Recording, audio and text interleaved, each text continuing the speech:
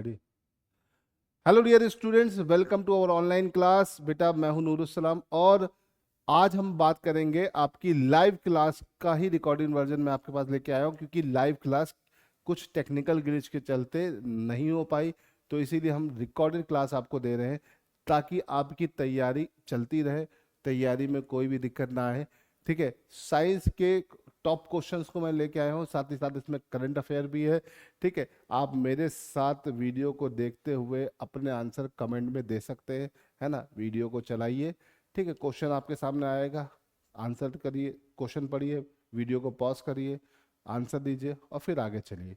इस तरीके से आप चलोगे तो आप मेरे साथ साथ अपने आंसर भी दे लोगे और आपको पता भी चल जाएगा कि आपको कितना आ रहा है, कितना नहीं आ रहा है।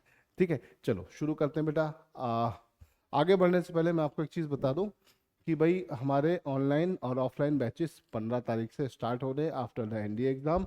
तो आप में से जिसको भी ये ज्वाइन करना है तो नीचे दिए हुए इंक्वायरी नंबर पे कांटेक्ट कर सकता है। जो नीचे आपके नंबर दिए हुए हैं, इन नंबर्स पे आप कांटेक्ट कर सकते हो, है ना, मोर डिटेल्स के लिए, है ना।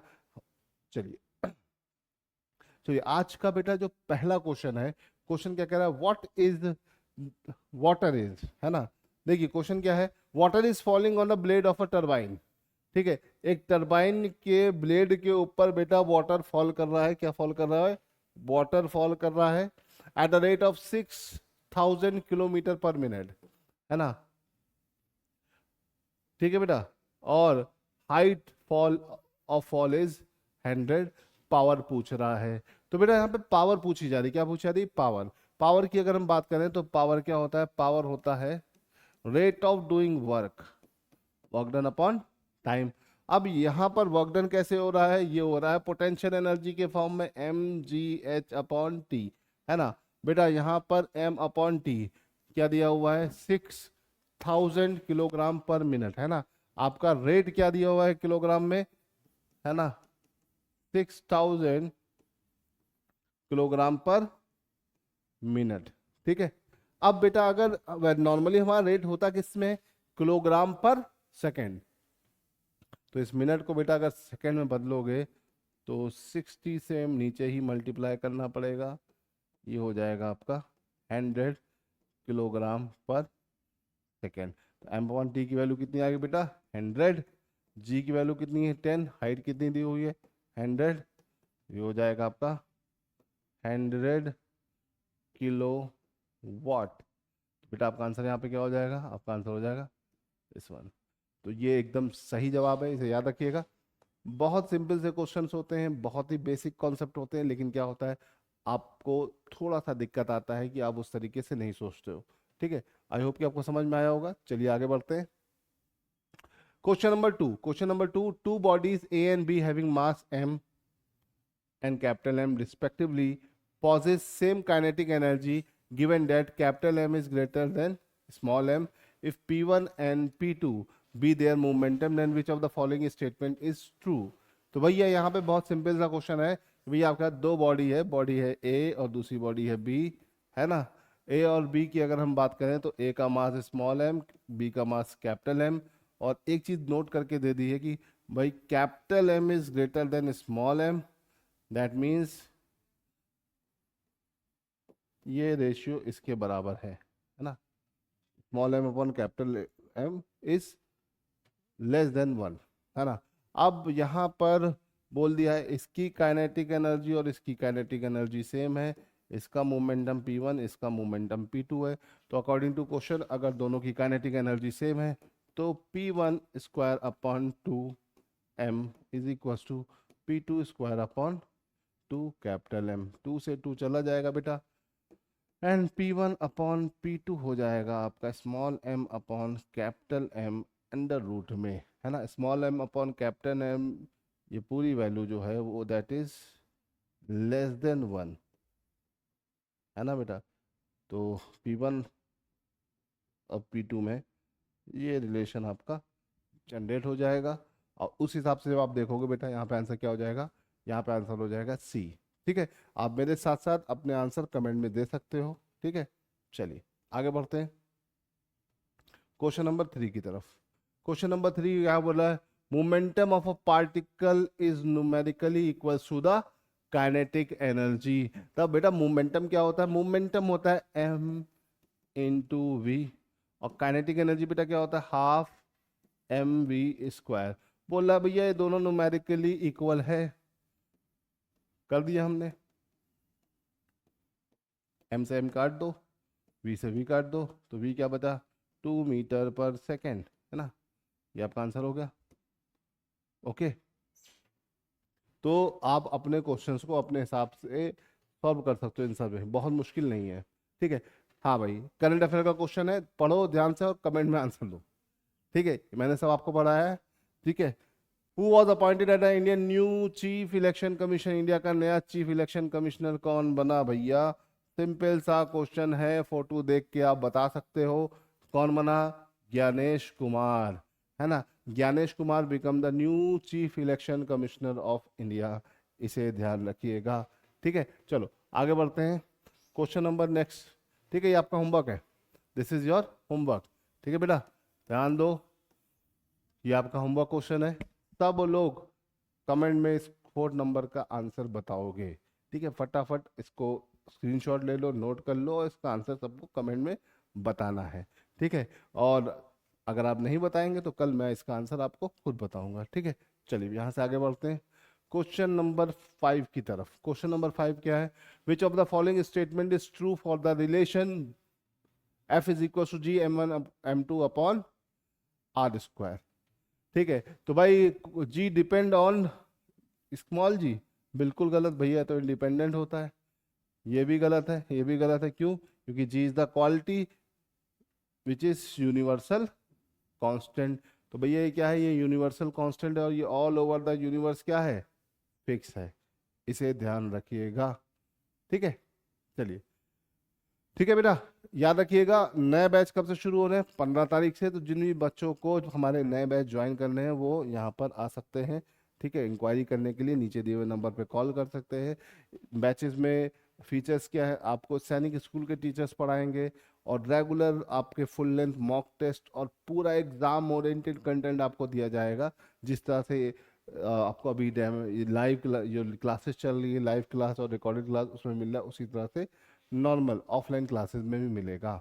ठीक है, चलिए बेटा आगे बढ़ते हैं क्वेश्चन नंबर 6 की तरफ। बेटा क्वेश्चन नंबर 6 है आपके पास, planet A has a double the radius of planet B. तो बेटा यहाँ पे क्वेश्चन में क्या बोला है? आपके पास 2 प्लैनेट है, एक प्लैनेट ए है, एक प्लैनेट बी है। Planet A has double the radius, है ना? अगर बी की रेडियस आर है तो ए की रेडियस क्या है? 2r। If the mass of planet A is 4 time, इसका मास अगर 4m है तो इसका मास m है ना? तो इसमें से कौन सा स्टेटमेंट सही है? ठीक है, ठीक है, वेट के रिगार्डिंग। अब वेट बेटा क्या होता है? वेट डिपेंड करता है जी, तो G A is equal to G M upon R A का स्क्वायर, है ना? सिंप्लीफाई कर लो। ठीक है, तो जी 4m इंटू आर क्या है बेटा? 2r है, तो यहाँ लिख दोगे कि 4r आर स्क्वायर हो जाएगा, 4 से 4 कैंसिल, तो G M upon R square. और इसके लिए तो सिंपल सा G M upon R square. तो भैया दोनों प्लेनेट पर भी किसी भी ऑब्जेक्ट का वेट क्या होगा? सेम होगा। क्यों सेम होगा? क्योंकि दो जी ए और जी बी क्या है? दोनों बराबर है, दोनों पर ग्रेविटी की वैल्यू क्या है? सेम है। तो वेट किस पे डिपेंड करता है? ग्रेविटी पर, एम इंटू जी। तो इस हिसाब से देखा जाए तो इसका आंसर क्या हो जाएगा? सी। सी याद रखिएगा, भूलिएगा नहीं, है ना? चलो, ये तो बात समझ में आ गई। हाँ भाई, करंट अफेयर का सिंपल सा क्वेश्चन है, who were the recipient of Indira Gandhi prize for peace disarmament and development, है ना, फॉर 2023? तो भैया 2023 के लिए ये प्राइज किसे मिला? तो भैया 2 लोगों को मिला। ठीक है, डैनियल और अली अबू आबाद को, याद रखिएगा। तो ये नाम याद रखना, भूलिएगा नहीं। करंट अफेयर जो करा रहा हूँ पेपर में आपको मिलेगा ही मिलेगा। ठीक है, चलो आगे बढ़ते हैं क्वेश्चन नंबर 7 की तरफ चलते हैं। बेटा क्वेश्चन नंबर 7 क्या कह रहा है, इसको ध्यान से देखो। ठीक है, which one of the following statement about the gravitational force is not correct?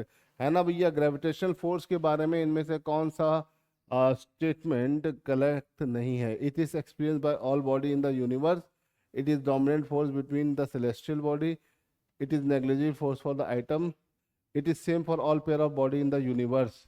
है ना बेटा, ये वाला स्टेटमेंट गलत है। क्यों? क्योंकि हर किसी के लिए सेम नहीं होता है, अलग अलग जगह पे जी की वैल्यू अलग अलग होती है। ठीक है, तो इसे ध्यान रखिएगा। तो इस हिसाब से देखा जाए तो डी यहाँ पर गलत है। ठीक है, ग्रेविटेशनल फोर्स के बारे में हम बात करें तो भैया ये हर ऑब्जेक्ट के लिए सेम नहीं होता है, वो मास पर डिपेंड करता है और ऑब्जेक्ट के बीच की डिस्टेंस पर डिपेंड करता है। तो इस हिसाब से देखा जाए तो डी वाला ऑप्शन यहाँ पे बेटा क्या हो जाएगा? गलत हो जाएगा। चलिए यहाँ से आगे बढ़ते हैं। हाँ भाई, यह क्वेश्चन अच्छा है, इस तरह का क्वेश्चन पेपर में आ सकता है। First half hour distance covered by a car with the V velocity, second half distance covered by the V two velocity, what is the average velocity of the car? है ना, तो भैया किसी car की जो डिस्टेंस है वो v1 velocity और v2 वेलोसिटी के साथ कवर की जा रही है। तो average velocity of the car क्या होगी? तो एवरेज वेलोसिटी क्या होती है बेटा? टोटल डिस्टेंस होती है, total distance upon total time. है ना, तो भैया पहली डिस्टेंस जो कवर हो रही है ना, एस मान लो, दूसरी भी एस मान लो, टाइम हमें नहीं पता है। तो आपको पता है speed is equal to distance upon time होता है। तो T1 क्या हो जाएगा? S upon V. है ना, तो यहाँ पे S upon v1 plus S upon v2। S common लेके कैंसिल कर दोगे तो आ जाएगा आपका क्या? v1 v2 upon v1 plus v2 और ऊपर 2 रहेगा। है ना, तो इसका आंसर बेटा क्या आ जाएगा? इसका आंसर आ जाएगा ये। है ना, और इक्वल टाइम इंटरवल में अगर होगा तो इक्वल टाइम इंटरवल में क्या हो जाता है? Average speed v1 plus v2 by 2। है ना, अगर 3 डिस्टेंस है तो v1 plus v2 plus v3 bye 3। अक्सर पूछा जाता है, बहुत आसान से क्वेश्चन होते हैं, गड़बड़ मत करिएगा। ठीक है, जब भी आप एवरेज वेलोसिटी निकालते हैं तो टोटल डिस्प्लेसमेंट, है ना, वेलोसिटी के केस में यहाँ पे डिस्प्लेसमेंट यूज होगा। क्या यूज होगा बेटा? डिस्प्लेसमेंट, याद रखिएगा डिस्प्लेसमेंट। और स्पीड के केस में यहाँ पे क्या यूज होगा? डिस्टेंस। है ना, तो यहाँ पर इसको हम मिटाकर क्या लिख सकते हैं? Total displacement. है ना, ये याद रखिएगा, क्योंकि यहाँ पे क्या बात हो रही है? यहाँ पे वेलोसिटी की बात हो रही है। अगर एवरेज स्पीड की बात होती total distance upon total time. ठीक है, इसे याद रखिएगा। थोड़ी थोड़ी चीजें हैं जो ध्यान रखने वाली हैं। ठीक है, चलो आगे बढ़ते हैं और अगले क्वेश्चन चलते हैं। Which one of the following pair does not have the same dimension? इनमें से कौन से पेयर की डायमेंशन बेटा सेम नहीं है? Potential energy, kinetic energy same dimension है ना। Gravitational force and frictional force, because दोनों फोर्स है न्यूटन ही होगा। फोकल लेंथ और हाइट, है ना, ये भी मीटर में, ये भी मीटर में। बट डेंसिटी और स्पेसिफिक ग्रेविटी अलग अलग होती है, बिकॉज डेंसिटी होती है, इनका डायमेंशन होता है, और स्पेसिफिक ग्रेविटी का डायमेंशन नहीं होता है। तो आंसर बेटा यहाँ पे क्या हो जाएगा? बी। ठीक है, इसे याद रखिएगा। ठीक, हाँ भाई, अच्छा क्वेश्चन है, ट्राई करने की कोशिश करिए। ठीक है, कमेंट में आंसर बताइए। A car accelerates from rest at a constant rate alpha for some time, after which it decelerates with constant rate beta and come to rest. The total time is t, then the maximum velocity will be.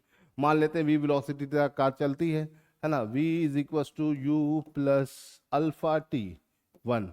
है ना, मान लो जब पहले accelerate कर रही है ना, rest से एक्सलेट करके v1 स्पीड से आगे बढ़ रही है और t1 टाइम में, तो भाई रेस्ट में है तो u क्या हो जाएगा बेटा? u हो जाएगा 0। है ना, तो ये तो 0 हो गया। तो यहाँ से t1 क्या आ जाएगा बेटा? t1 आ जाएगा v अपॉन अल्फा। आ गया, मतलब एक्सलेट करके जो डिस्टेंस ट्रेवल कर रही है उसको करने में कितना टाइम लग रहा है? t1। अब मान ले, अब यहीं से इसी पॉइंट से वो डी एक्सलेट करके फिर रेस्ट में आ रही है, मतलब यहाँ पे v क्या हो रहा है बेटा? v 0 हो रहा है, और u क्या है? u v के बराबर है। मान लेते हैं t2 टाइम में ये यहाँ से यहाँ तक वापस आया, डी एक्सलेट किया, और b डी एक्सलेशन के साथ। तो फिर यहाँ पे फॉर्मूला लगा लो बेटा। यहाँ पे जब फॉर्मूला लगाओगे तो जाएगा v is equal to U minus beta T2, है ना भाई, ये तो 0, तो T2 कितना आ जाएगा, V अपॉन बीटा, आ गया। अब टोटल टाइम बेटा कितना है, टोटल टाइम तुम्हारा आ गया T1 प्लस T2, आ गया T1 प्लस T2, तो V1 upon alpha plus V2 upon beta, V common ले लो, आ जाएगा alpha plus beta upon alpha beta, तो इज इक्वस टू T। अब V की वैल्यू यहाँ से कैलकुलेट करोगे बेटा, तो V की वैल्यू जब कैलकुलेट करके निकालोगे तो क्या हो जाएगा, V हो जाएगा D वाला, alpha beta upon alpha plus beta into T। बहुत आसान सा, बहुत बेसिक सा क्वेश्चन है, लेकिन बार बार बनता है और आप इसमें बार बार गड़बड़ करते हो, तो इसे ध्यान रखिएगा, गड़बड़ बेटा मत करिएगा, क्योंकि यहाँ पर आप अक्सर फंस जाते हो।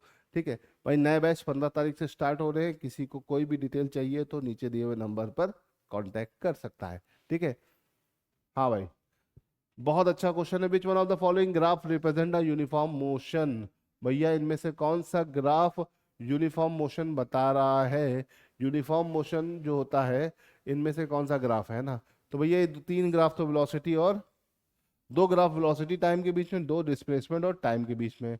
तो यूनिफॉर्म मोशन जो होता है, यूनिफॉर्म मोशन में एक्सीलरेशन क्या होता है बेटा, एक्सीलरेशन आपका कांस्टेंट होता है। तो अब देखा जाए तो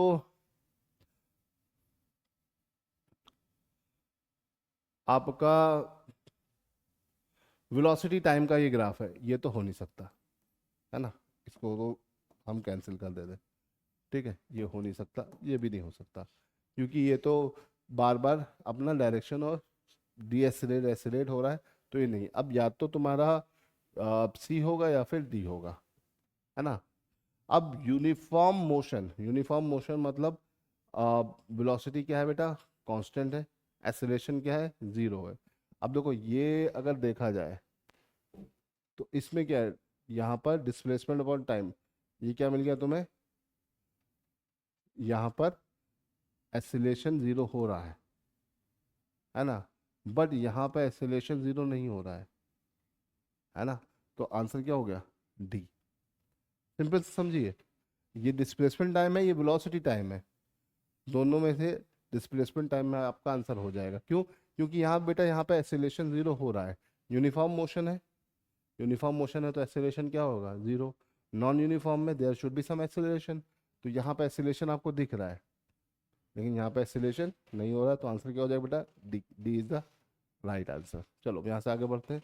हाँ भाई देखो इधर आपका इस एक्सिस पर आपका डिस्प्लेसमेंट है ना, इधर क्या है, ये डिस्प्लेसमेंट को इंडिकेट कर रहा है,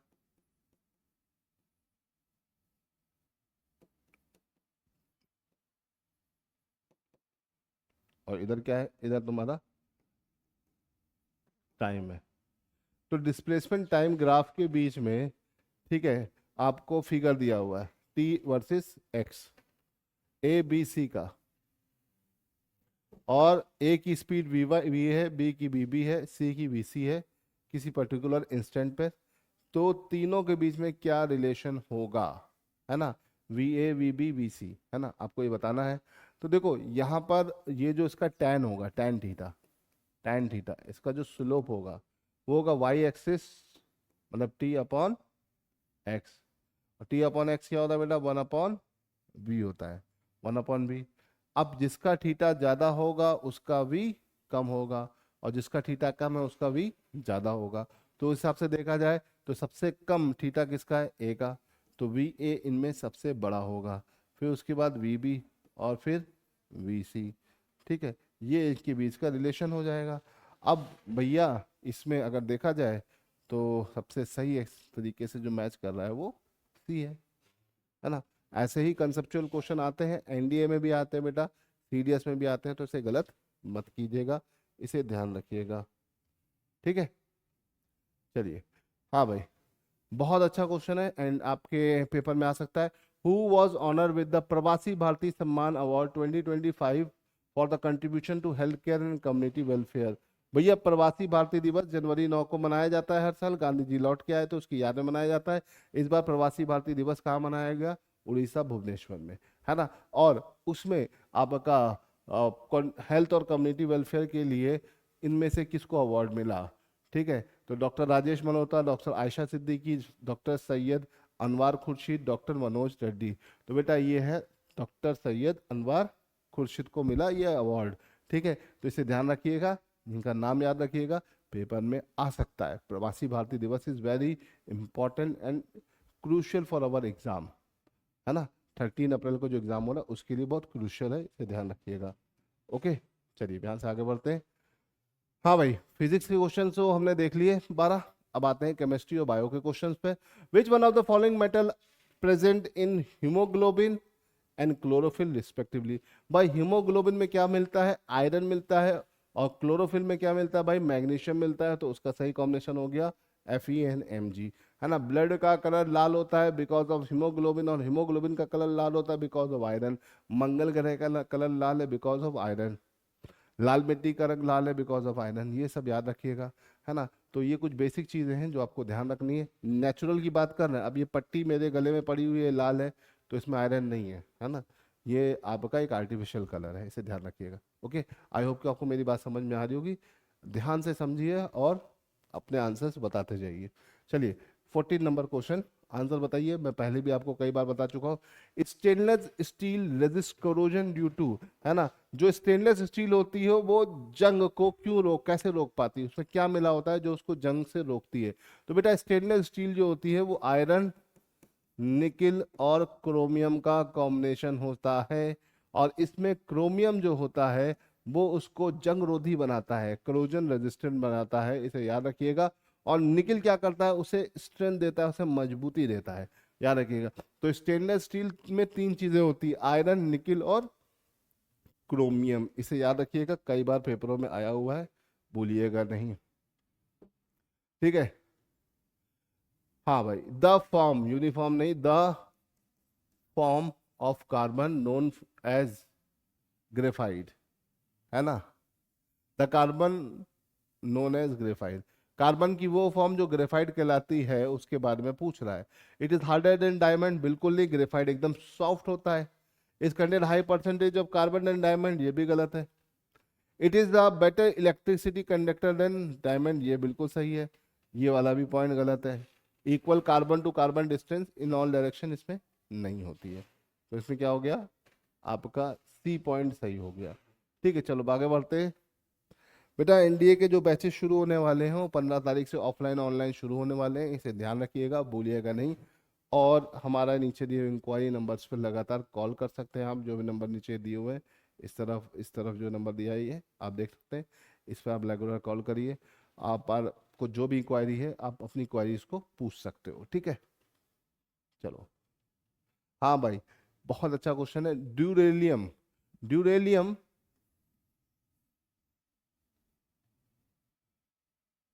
ड्यूरेलियम जो है ये किसका अलॉय होता है, ड्यूरेलियम, है ना। तो ड्यूरेलियम जो होता है ये इनमें से किसका अलॉय होता है, SN ZnAl, none of these. तो भैया ये होता है एल्युमिनियम का अलॉय। किसका अलॉय होता है, एल्युमिनियम का, है ना। एयरक्राफ्ट वगैरह में इसका काफ़ी यूज होता है, एयरक्राफ्ट के शेप वगैरह देने के लिए इसको यूज़ किया जाता है। ठीक है, चलो यहाँ से आगे बढ़ते हैं। हाँ भाई, ये बहुत इंपॉर्टेंट क्वेश्चन है, इसे याद कर लो, पेपर में बन सकता है, कई बार आया हुआ है। At 30 degree Celsius which 3 metals are all liquid, है ना। 30 डिग्री सेल्सियस मतलब रूम टेम्परेचर में इनमें से कौन सा लिक्विड फॉर्म में होता है। ठीक है, तो बेटा देखो यहाँ पर Hg है, मतलब ये दोनों नहीं है तो ये तो नहीं होगा। ठीक है, यहाँ पर Hg है, ये दोनों नहीं है तो ये भी नहीं होगा। ठीक है, ये तो तीनों ही सॉलिड, बचा क्या, ये वाला, तो ये सही है। Mercury, gallium and caesium, all threes are metal which are liquid at room temperature। कई बार क्वेश्चन आया है, इसे याद रखिएगा।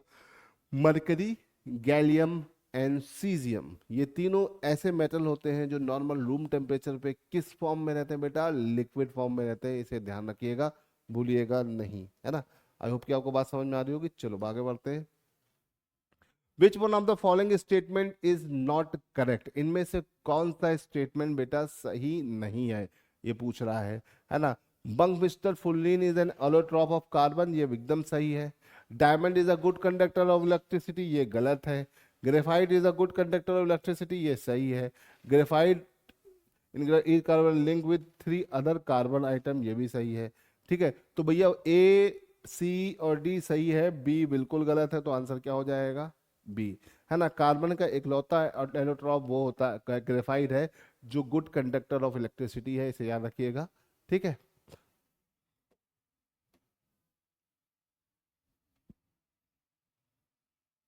हाँ भाई, बायो का क्वेश्चन आता था, which one of the following part of human brain is regulating centre for swallowing and vomiting. मतलब अगर आपको चक्कर आ रहा है, वॉमिटिंग हो रही है ना, जब नशा करते हो तो ब्रेन का कौन सा पार्ट इफेक्ट होता है? मॉडुला ऑब्लोगेटा।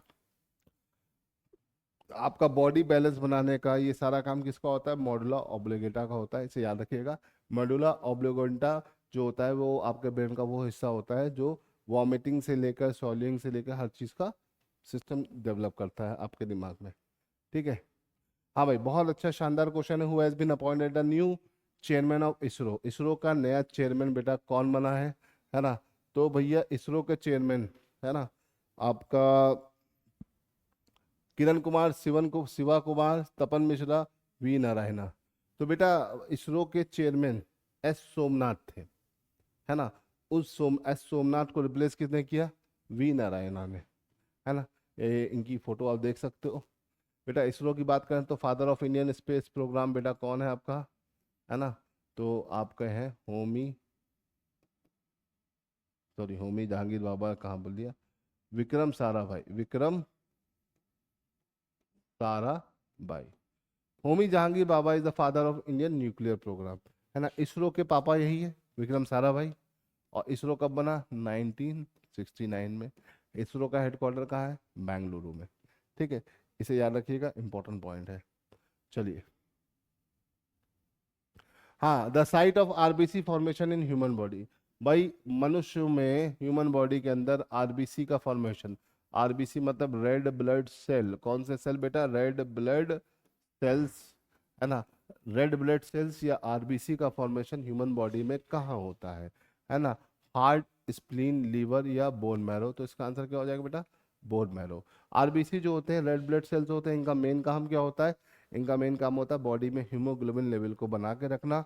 आरबीसी का जो बेटा लाइफ स्पैन होता है 120 डेज होता है। कितने दिन होता है बेटा? 120 डेज, है ना। 120 डेज तक ये आपके जीवित रहते हैं, है ना। आरबीसी अपने आप को एंड कहाँ करता है बेटा? स्प्लीन में करता है। इसीलिए अक्सर पेपर में क्वेश्चन आता है बेटा, graveyard, graveyard of RBC किसे कहा जाता है? तो ग्रेव यार्ड ऑफ आरबीसी किसे कहा जाता है बेटा? स्प्लीन को कहा जाता है। इसे याद रखिएगा, भूलिएगा नहीं। साथ ही साथ अगर हम आरबीसी की बात करते हैं तो आरबीसी के सेल में न्यूक्लियस नहीं पाया जाता है। क्या इसमें न्यूक्लियस पाया जाता है? No nucleus. ठीक है, आरबीसी की अगर हम बात करते हैं तो अगर आपकी बॉडी में आरबीसी का लेवल डिक्रीज हो जाए, क्या हो जाए बेटा? आरबीसी का लेवल डिक्रीज हो जाए तो आपको कौन सी डिजीज हो जाएगी? एनीमिया। कौन सी हो जाएगी बेटा डिजीज? एनीमिया। और अगर आपकी बॉडी में आरबीसी का लेवल इंक्रीज हो जाता है बेटा, क्या हो जाता है बेटा? इंक्रीज हो जाता है तो आपको बीमारी होती है पॉलीसाइथीमिया। याद रखिएगा, कौन सी बीमारी हो जाएगी? पॉलीसाइथीमिया। दोनों केसेस में आपको चक्कर लगता है, चक्कर आता है ना। तो इसे ध्यान रखिएगा। आरबीसी से अगर हम बात करते हैं तो आरबीसी से रिलेटेड बहुत सारे क्वेश्चंस बन सकते हैं आपके पेपर में। आरबीसी का साइंटिफिक नेम एरिथ्रोसाइट, है ना। याद रखिएगा, इसका साइंटिफिक नेम क्या होता है बेटा? इसका साइंटिफिक नेम होता है एरिथ्रोसाइट, एरिथ्रोसाइट्स, सी है ये। ठीक है, तो ये सब इंपॉर्टेंट यूजफुल चीजें हैं जो आपको ध्यान रखनी है, भूलना नहीं है। ठीक है, न्यू बैचेस शुरू हो रहे हैं 15 तारीख से, भूलिएगा नहीं। टीचर आपको सैनिक स्कूल के मिलेंगे और रेगुलर सारा का सारा पैटर्न एग्जाम ओरिएंटेड चलेगा। रेगुलर मॉक होंगे, रिकॉर्डेड वीडियोस मिलेंगे, टॉपिक वाइज प्रैक्टिस सेट होंगे, लाइव क्लासेस मिलेंगी लाइव में, है ना। ऑनलाइन बैचेस में, ऑफलाइन में रेगुलर क्लासेस होंगे, है ना। कोई भी अगर आपको दिक्कत आ रही है तो आप नीचे दिए हुए नंबर पर कॉल करके अपनी क्वेरीज को रिजॉल्व कर सकते हो। ओके, चलिए। Which part of human brain regulate sleep, है ना। आपके सोने का जो भी चीजें हैं वो आपके ब्रेन के किस पार्ट से चलता है? तो चलता है भैया पीनियल ग्लैंड से, है ना। पिट्यूटरी ग्लैंड जो होती है बेटा, याद रखिएगा, ये मास्टर ग्लैंड होती है। कौन सी ग्लैंड होती है बेटा? मास्टर ग्लैंड होती है। इसे हिंदी में पीयूष ग्रंथि बोलते हैं। ये क्या करती है? बॉडी में सारे ग्लैंड्स को रेगुलेट करती है। और ब्रेन की ये जो स्लीप वगैरह है वो पीनियल ग्लैंड से होती है, इसे ध्यान रखिएगा, इंपॉर्टेंट है। ठीक है। हाँ भाई, ये बहुत अच्छा क्वेश्चन है। Typical human rib cage consist how many pairs of rib? तो भैया आपका जो रिब केज होता है ये होता है। और रिब केज में कितने नंबर्स ऑफ बोन्स होते हैं? तो भैया रिब केज में 12 पेयर्स, मतलब 24 नंबर ऑफ बोन्स होते हैं, जो 1 से लेकर 12 तक ऐसे होते हैं, है ना।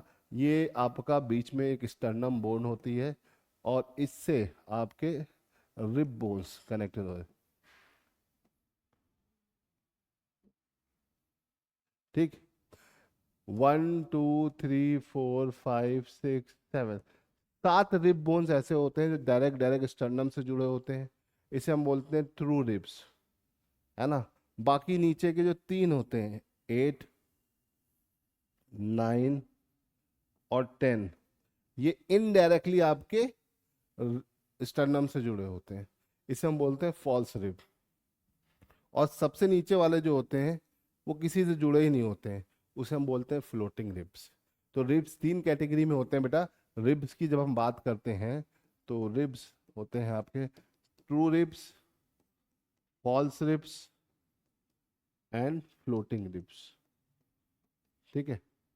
रिब्स 12 पेयर्स में होते हैं एंड 24 बोन्स होते हैं, है ना। सॉरी, यहाँ पे तो पेयर ही पूछा है ना, तो जहाँ पे पेयर पूछा है तो बेटा 24 नहीं होगा, 12 हो जाएगा। ठीक है।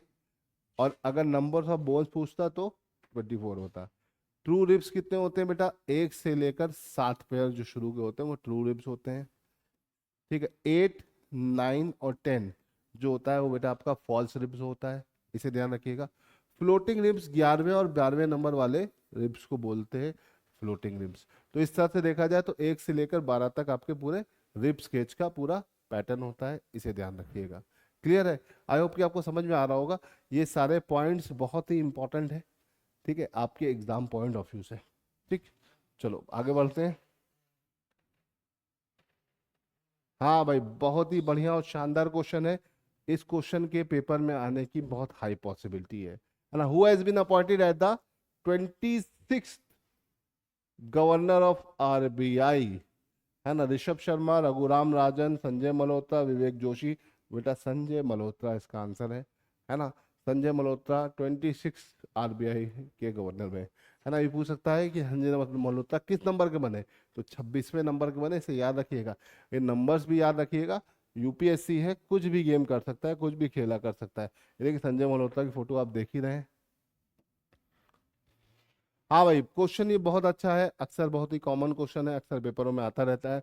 Which one among the following is the hardest part of our body? जल्दी से पढ़ो, अपना आंसर दो। जिसको इसको आंसर पता है बेटा तुरंत तुरंत आंसर दो।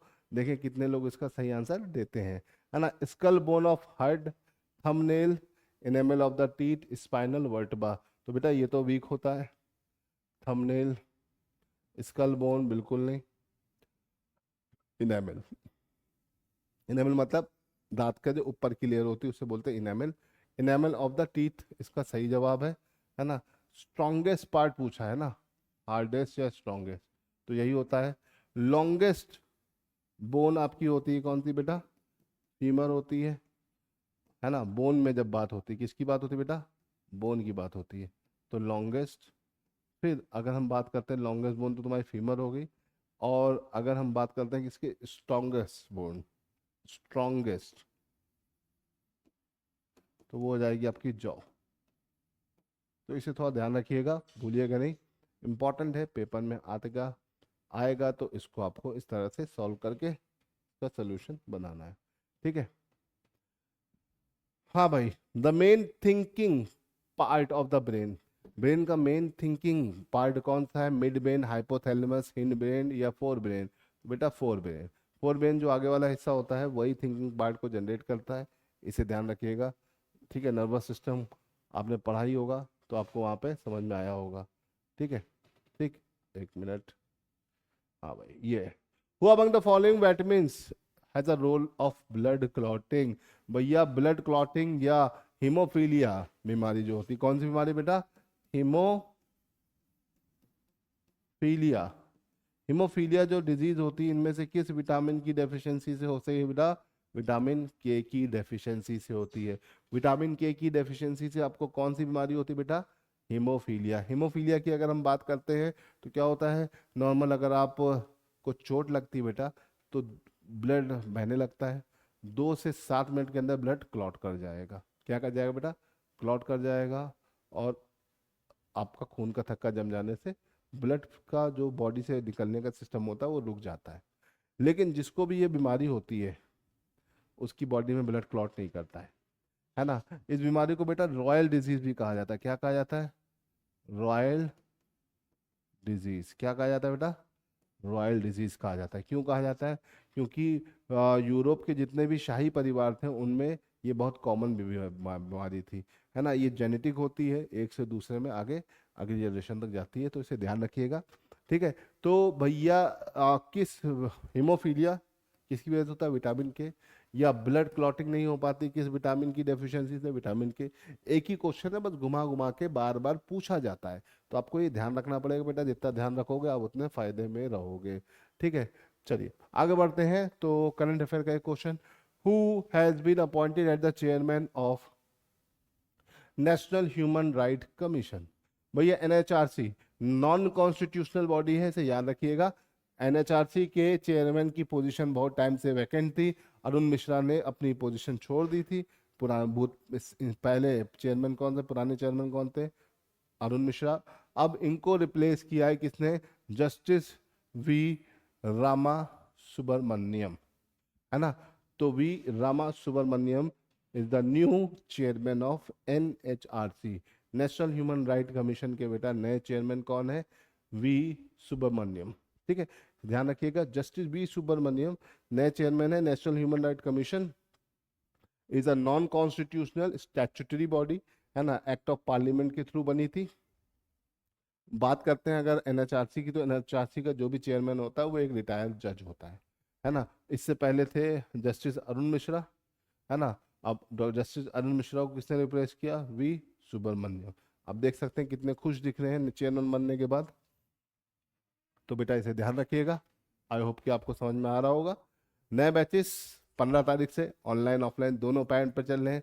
तो आप में से जो भी इंटरेस्टेड है वो नीचे दिए हुए नंबर पर, यहाँ पर जो नंबर दिए हुए हैं इस पर आप कॉल करके जानकारी ले सकते हैं। कोई भी चीज़ की जानकारी चाहिए, ऑनलाइन भी बैचेस हैं ऑफलाइन भी है, तो आप ज्वाइन कर सकते हो बेटा। ठीक है, आई होप कि आपको सब समझ में आया होगा। ठीक है, लाइव क्लास में हम लोग थोड़ा सा डिस्कशन करते हैं, यहाँ पर डिस्कशन नहीं हुआ बट आप अपने कमेंट्स में सारे आंसर बताइएगा ताकि हमें आपके आंसर्स मिलते रहें, है ना। चलिए आज के लिए बेटा इतना रहने देते हैं। जय हिंद, मिल लेते हैं अगली लाइव क्लास में।